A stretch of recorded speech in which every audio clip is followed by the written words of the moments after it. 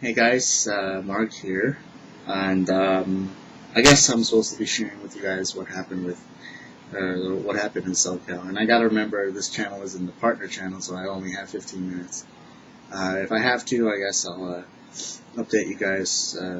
I guess about 2 weeks worth. I don't know if it's 2 weeks worth. It feels like it's been 2 weeks, but anyway. So, like I said, last weekend it's only Thursday. I feel like it's Saturday, but anyway. Last weekend, I decided to go to Southern California. Two reasons. One, just to get away. Two, a friend of mine, the same girl that I've mentioned a couple of videos back. Um, she's more than just a friend to me.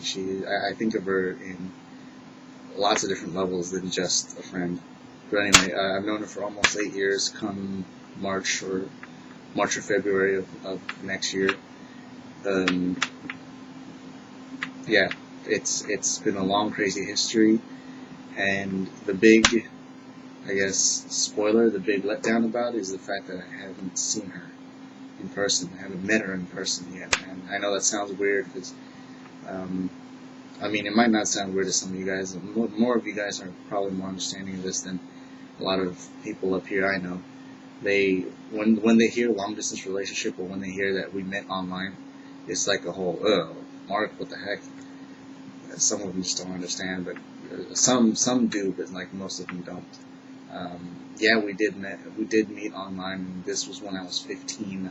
I think I was 15, and it wasn't even like I was looking for someone to meet online. I was just online on AOL Instant Messenger back when it was still really good, and it was the main instant messaging I guess application. And it was interesting. It was one of my first times. It wasn't my first time using AIM, but it was my first time using AIM chat. And I happened to stumble upon the AZN chat room. And in here, I was kind of weirded out because I see all these guys using ASL. I was wondering what the heck that meant. Apparently, it means age, sex, and location. So it was very. The chat rooms were just nothing but a big hookup area. I didn't realize that's what it was at the time. I thought it was a chat room where you can go to and chat with people, but apparently it's where people get hooked up.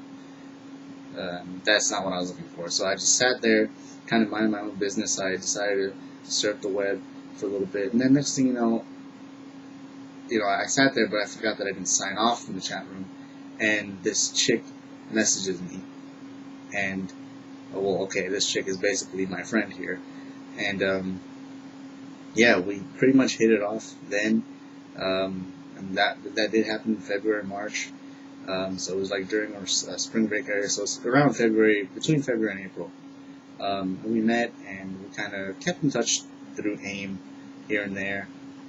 We'd like chat like casually or whatever, and casually yet occasionally, and I guess one day we just stopped chatting. I don't know what happened. I forgot why. We probably just stopped for no apparent reason. And out of nowhere, I was at this event called Hot Import Days, which is a car show that happens during the day and it happens outside or wherever. And it was a really cool scene. It's like, it's a car show. It's a car show. You got your models, you got your wet t-shirt contest, you got your cars, you got everything you could think of. And she calls me while I'm at that show, and I'm like, okay, this is random. This is completely random. And to be honest, I'm kind of losing track of where I'm going here. But yeah, we would chat and stuff, and after that day, I found it interesting that she found that she. Oh, of course, she got my number before that. I'm losing track here, but I don't know. Since then, we just really kept in contact. Like, we'd call each other every day and stuff like that, and I'd be on the phone all the time, blowing up my minutes and all that. Luckily, we both had singular, or at the time it was singular, and we'd have free minutes and stuff, so it was cool. And yeah, we'd just be on the phone forever. Skipping a few details, unless you guys really want to know the whole story. If you do, then just ask me. I'll let you guys know. It's it's fine with me. I've told the story countless times already. But over the years, we've had our ups, we've had our downs. We weren't always on good terms. We'd lose contact, sometimes by accident, and sometimes on purpose. It wasn't a smooth ride the whole way, but I don't think I would have had it any way better.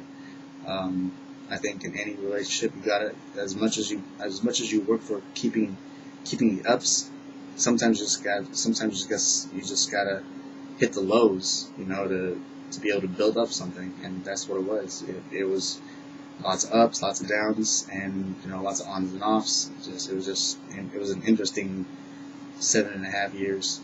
But anyway, and of course we built up feelings for each other, and I guess this is where it kind of just turned over because I was completely clueless about the way she felt about me. And one of my friends who was always in a relationship, he decided to hook me up one day, and basically I chose the girl that was closer to me. Remember, this friend of mine lives in Southern California, and farther than LA by maybe another hour of driving. So it's like 8 hours away, basically 7 to 8 hours, depending on traffic or whatever. But yeah, so I basically broke her heart. A couple of years later, she decided, and that's when we had our first off. That's when we had our first not so good term. Anyway, she decided to get back at me by getting with one of my best friends, John. This happened during the junior year of my high school year, and that wasn't a very good beginning to my high school year because not only was I mad at my friend from SoCal, all my friends were mad at my friend who went out with my SoCal friend. It was just crazy. There was a lot of beef going on between us because the way I found out that they were going out with each other, it's kind of dirty. It was like it was just dirty how me and another friend of mine had to find out through us investigating, and they couldn't tell us. I mean, I eventually found out and told my chick friend about it, and I was mad. I wasn't gonna lie, I was mad, and whatever she planned didn't work because I was mad and I was heartbroken too because at that time I was thinking to myself how stupid I was. I didn't even end up going out with the girl that my friend hooked me up with, but we did for a couple of days, a couple of weeks, and I was like, this isn't working, so I just dropped it. But anyway, I mean, it's fine now. The whole mess with that it's still under wraps. Just as it started, it's going to end that way. One day I hope to eventually let my friend know that, hey, I don't know if he knew already, but we all kind of knew about it. But anyway, it's fine now. Obviously, me and her are on good terms, but we just forgot about it like it was the past. And it is the past.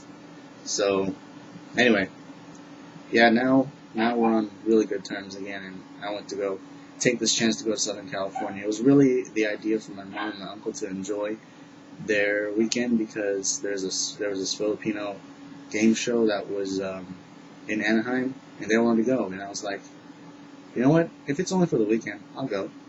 And I realized Anaheim was only this much closer to Carson, so took the chance, drove 8 hours down there, hoping to go see her.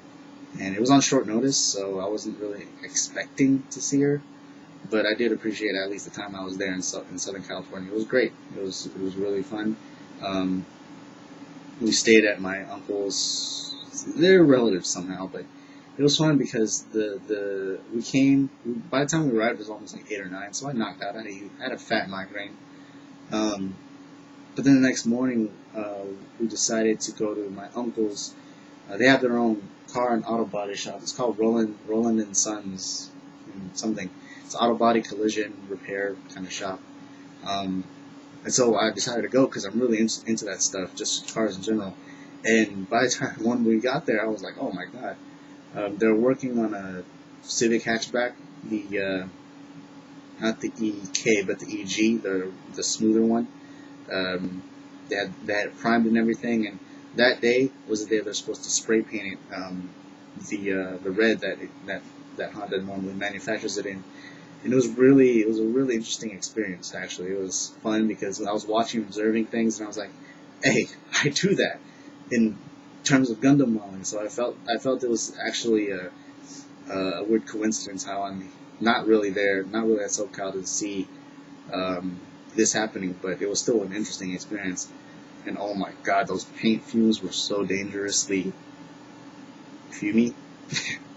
My uncle, my cousin, and I got paint high for a second. It was funny. It was so funny. But I was a little bit used to it because, I mean, acrylics smell, thinner smells, especially acrylic thinner. This stuff smells. Especially clear coat. Once they started spraying the clear coat, we're like, oh, we're staying inside the office. And that's when I came across Robert 184's Gundam contest video, but I was unfortunately not able to hear anything or make anything out, and I wasn't even able to upload my video using my phone because it crapped out a couple times. But yeah, that was what I did at SoCal. I didn't see her, but I was able to drive to her house at least, so I can feel a little closer to her.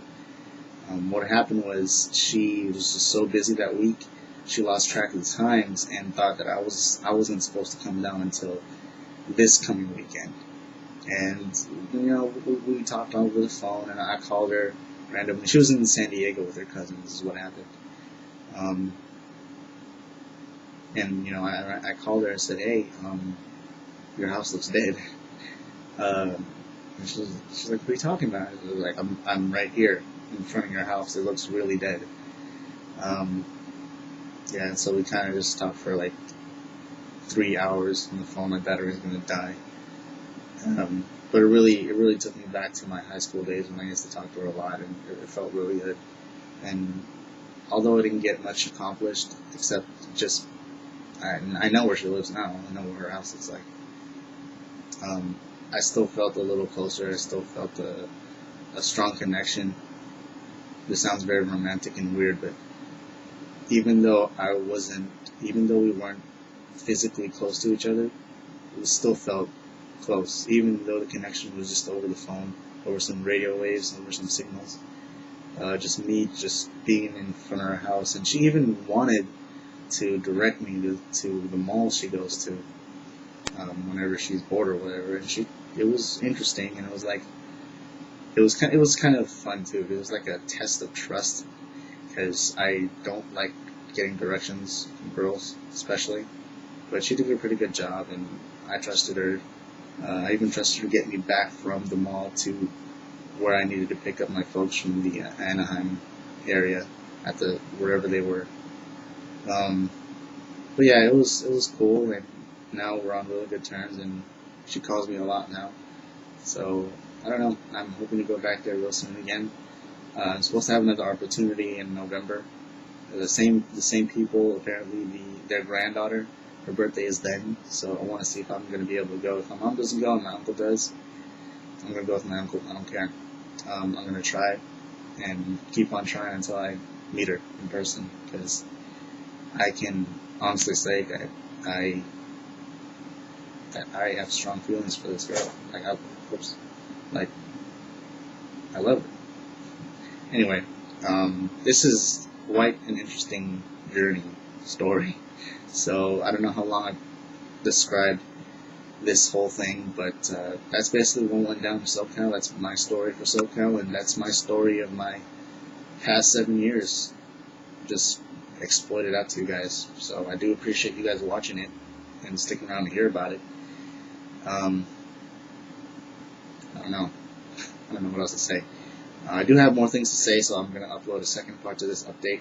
So if I haven't bored you enough, stick around and check that out. It's less on the subject of what happened in SoCal, more on the subject of what's going on with me in general. But if you're that bored, then you don't have to watch it. It's whatever. But of course, you have to subscribe to this channel if it weren't for the reasons why I make these videos anyway, right? So with that, I'll catch you guys later. Thanks for watching.